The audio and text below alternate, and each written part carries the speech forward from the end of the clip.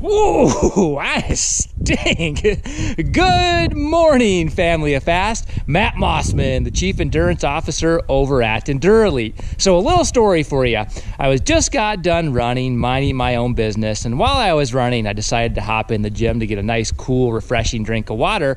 And when I walked in, I saw some dude on the treadmill, let's just call him Jacked Up Johnny, looking like he was about ready to throw up. He saw me walk in, he's like, "Hey bro, you're wasting all your time doing that long, slow endurance training when you could be hitting it every day." I'm like, hitting it? What the frick does that mean? But I knew what that mean. HIIT stands for high intensity interval training. And Jacked Up Johnny went on to just spew out a bunch of misinformation about HIIT training, what it is and what it isn't. And basically said, again, that I'm wasting my time doing long, slow cardio. So I just really gave up, and I just put my hand on my face, and I felt like hitting myself after listening to him. So while this was all fresh in my mind, I thought I'd get back and shoot a video on HIIT training versus steady state endurance training and which one is superior. So what we're going to do is just discuss a little bit about what both are, the benefits to each, and then answer the million-dollar question if one is better than the other. But it's kind of a trick question. So HIIT training is high intensity interval training, and basically what this involves is doing really short efforts at super maximal efforts, 90% or above, with relatively short periods of rest. So examples of HIIT training might be, sprinting 100 meters as fast as you can, jogging back to the start line and repeating, or doing really intense hill repeats with minimal rest, or the same thing on like a bicycle, or you can even do it with weights. But for this purposes, we're just kind of talking about endurance exercise. So that's what HIIT is in a nutshell. Now, a lot of the research shows that, doing HIIT can lead to some pretty significant changes in a relatively short period of time as far as increasing aerobic capacity, the ability to oxidize fat, increasing glucose transporters, increasing resting glycogen levels, and increasing overall exercise performance. So that's a little bit about HIIT.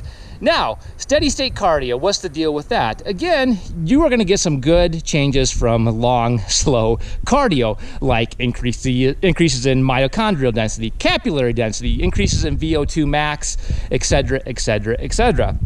So, which one is superior? Really, it depends what you're trying to accomplish. Let's go back to HIIT first.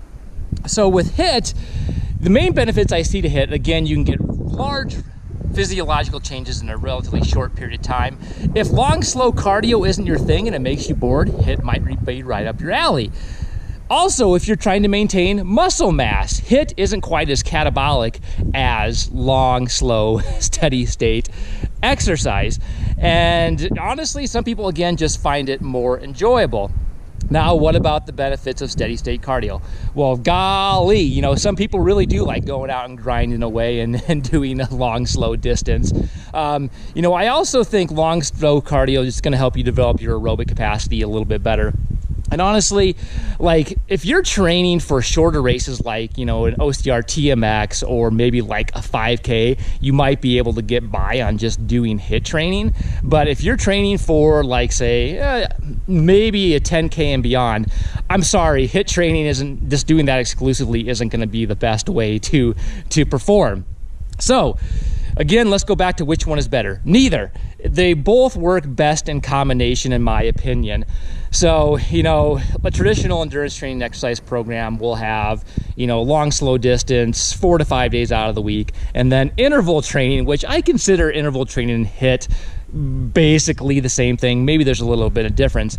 But if you want to really perform well, you're going to need to do both. HIIT training, doing it by itself will make you fast for short periods of time, in my opinion.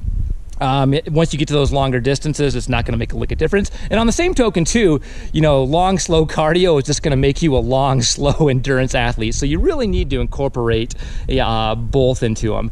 Other than that, like I said, HIIT is not better than steady state cardio, and steady state cardio isn't better than HIIT training. They're best both used in combination together to produce the most results, in my humble opinion. So that is all I have today on HIIT training versus steady state cardio, my endurance friends. If you have a friend who likes to hit it, please share this video with them. If you want other videos on endurance training, nutrition, and supplementation, subscribe to the EndurElite YouTube channel or head on over to the EndurElite blog at www.endurelite.com. Get social with us on InstaSlam and our endurance training, our Facebook Training and Nutrition Club page. And until next time, stay fueled, stay focused, stay fast, and stay informed.